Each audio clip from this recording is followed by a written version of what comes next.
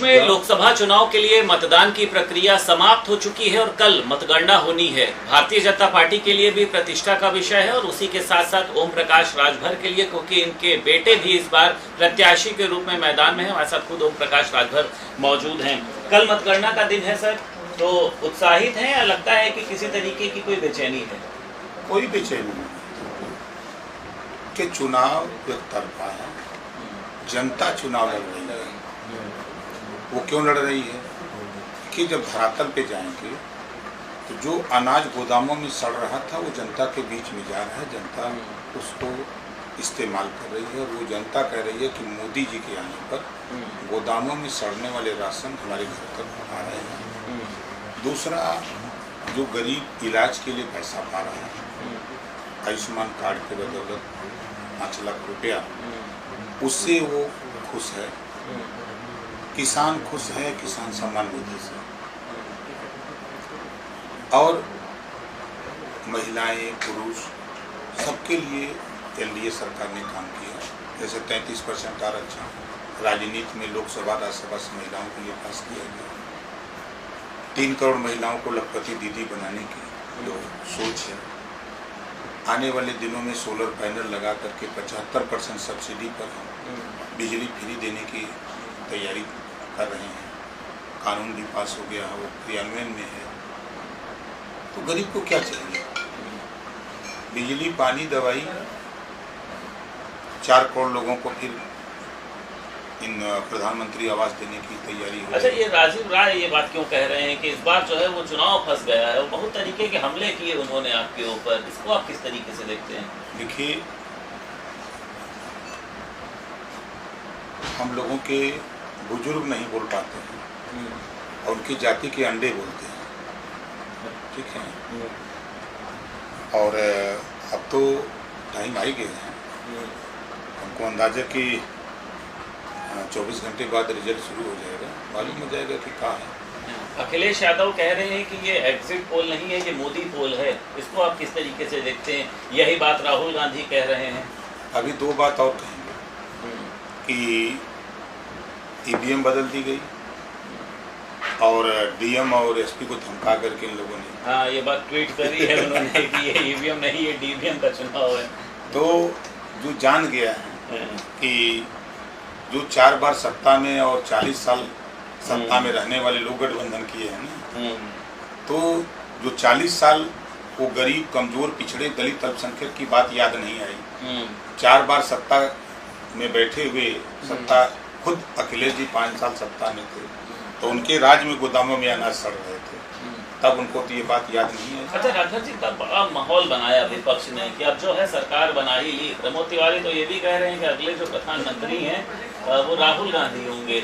ये अति उत्साह देख रहे हैं आप, कैसे देखते हैं आप देख रहे हैं अखिलेश यादव ने तो तमाम तरीके की बातें भी शुरू कर दी। देखिए, किसी को बोलने पर पाबंदी नहीं लगाई जा सकती। हम लोग काम के आधार पे जनता वोट दे रही है, विकास के नाम पर जनता वोट दे रही है। जो देश में, प्रदेश में कानून का राज है। सपा की सरकार थी तो गुंडा राज था। सपा की राज में पिछड़ों का, दलितों का, मुसलमानों का हक लूटा जा रहा था। आज बेशक मुसलमान भ्रमित है, ये कांग्रेस सपा की चाल में वो दिग्भ्रमित है। अपने बच्चे को बेहतर शिक्षा, स्वास्थ्य, रोजगार, नौकरी के लिए वो नहीं लड़ता है। वो सिर्फ मोदी जी को हराने के लिए लड़ता है कि मोदी जी को हरा देंगे। अब मोदी जी को कहाँ हराओगे? मोदी जी को कहाँ हराओगे? जाको राखे साइयां मार सके ना। घोसी सीट जो है वो अरविंद राजभर ही जीत रहे हैं 100%। देखिएगा ना, हमारा जो मानना है 4 लाख कभी पार नहीं कर सकती सपा। 4 लाख कभी सपा पार नहीं कर सकती और 4 लाख के नीचे हम वोट पा नहीं सकते। अच्छा, इतने मार्जिन से आपकी जीत होगी वहाँ पे? बता तो रहा हूँ कि 4 लाख समाजवादी पार्टी पार नहीं कर सकती, हम 4 लाख के नीचे वोट पा नहीं सकते। अब समझ लीजिए। अखिलेश यादव आज एक प्रेस वार्ता करने जा रहे हैं, आपको क्या लगता है? एक बार फिर से सवाल खड़े करने या किस तरीके की प्रतिक्रियाएं एक दिन पहले प्रेस वार्ता करने का मतलब? उनके जिम्मे बस यही काम है, प्रेस बुलाना। प्रेस में ने अगर कोई सवाल किया तो उससे, हाँ भाई क्या नाम है तुम्हारा, किस जाति के हो, प्रेस में कई बार ऐसा हमने देखा है, आप लोग भी देखे होंगे, तो प्रेस के लोगों को भी बीजेपी का एजेंट उनके कहने के हिसाब से बीजेपी का है। अगर कोई सवाल करे पूछे तो वो बीजेपी का उनको नजर आता है।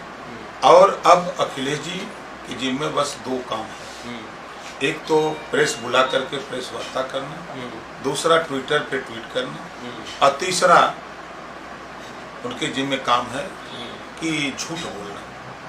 क्या झूठ बोला? अब 19 में तो सरकार बना रहे थे दिल्ली में, 22 में 400 सीट जीत रहे थे हैं? और 17 में 300 सीट विधानसभा का जीत रहे थे। ये झूठा है ना। इसमें भी कह रहे हैं कि अब यूपी में 79 वो जीतेंगे, एक सीट भाजपा को, वही बोले हैं ना, हमने नहीं बोले हैं। 79 वो जीतेंगे और एक सीट पे लड़ाई है। आप समझ लीजिए, अब कल आ जाएगा, सबका झूठ सामने आ जाएगा, सच। अखिलेश यादव की सीट का, डिम्पल यादव की सीट का, इनके परिवार की जो 5 सीटें हैं, इनका क्या होने वाला? आपको लगता है अखिलेश यादव चुनाव हारेंगे या जीतेंगे? अब जनता ने वोट दे करके ईवीएम में बंद कर दिया है और कल गिनती हो जाएगी। धैर्य रखिए, आप भी, हम लोग भी धैर्य रखें। कितनी सीटें आ रही हैं आपकी? हम लोग तो अभी भी आश्वस्त हैं। जो हम लोगों ने लक्ष्य लिया है कि 80 की 80 सीट उत्तर प्रदेश में जीतना, एक हम लोगों का लक्ष्य है, टारगेट है। उस बात को वो लोग नहीं समझ पाते हैं। हम लोग एक लक्ष्य लेकर के लड़ाई लड़ते हैं, उसको वो लोग दूसरे, उनका चश्मा का पावर दूसरा है, हम लोगों का पावर दूसरा है। तो विपक्ष का आपको लगता है कि जो जादू है, जो मुद्दे हैं, वो काम नहीं कर पाए मोदी जी के आगे? आपको ऐसा लगता है? वो दगे हुए कारतूस हैं। जब जब अपने गोली में बारूद भरते हैं तो चुच्छी फायर हो रहा है। क्या होगा ये 4 जून के बाद? राहुल गांधी, अखिलेश यादव, प्रियंका, शिवपाल यादव, का क्या होने वाला, ये बताइए। देखिए, देश में प्रधानमंत्री माननीय नरेंद्र मोदी जी बनने जा रहे हैं, इसमें कोई शक नहीं। अगर किसी को भ्रम है तो हम लोग। राहुल गांधी को भ्रम है, कह रहे प्रधानमंत्री बनने जा रहे हैं। पूरा विपक्ष को भ्रम है। विपक्ष की हवा तो उसी दिन निकल गई जब नीतीश जी उधर से छोड़ के इधर चले आए, ओम प्रकाश राजभर इधर चले आए, जैन जी इधर चले आए, सारे लोग जो छोड़ के इधर चले आए, तो उसी दिन लोगों की हवा निकल गई। ये झूठा चिल्ला रहे हैं। तो 4 जून के बाद ये गठबंधन, जो इंडी गठबंधन जिसको आप लोग कहते हैं, ये रहेगा कि क्या होगा? ये कोई बंगाल की खाड़ी में गिरेगा, कोई इटली गिरेगा, तो कोई जापान गिरेगा। सब अपना अपना टिकट कटा लिए, खटाखट खटाखट हवाई जहाज में बैठेंगे, खटाखट खटाखट भागेंगे। बहुत शुक्रिया हमारे